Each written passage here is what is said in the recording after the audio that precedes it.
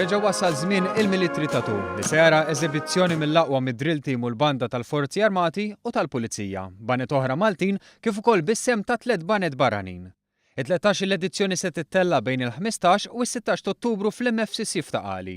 Okkażjoni fejn 20 membru ta' drill team u 43 membru tal-banda tal-Forzi Armati jinaqdu ma' 43 bandist tal-Korp tal-Pulizija biex jesponu t-talent mużikali u ta' preċiżjoni militari tagħhom.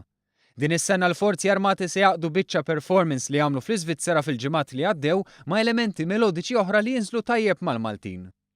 Apparti hekk id-drill team tal-Forzi Armati li dejjem jaħdem mal-mużika tal-banda tal-Forzi Armati ħajuru d-disciplina fid-drill.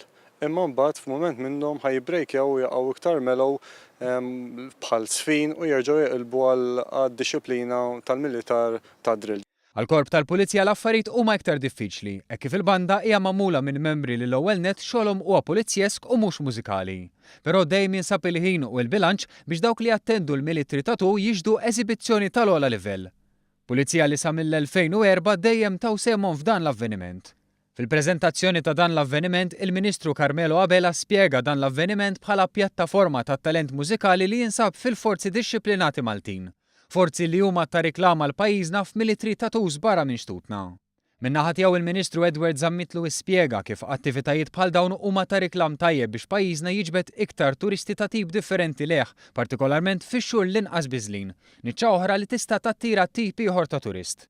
Is-Supretendent Anzjan Anthony Kassar għalilna li l-ispettaklu se jkun wieħed varjat.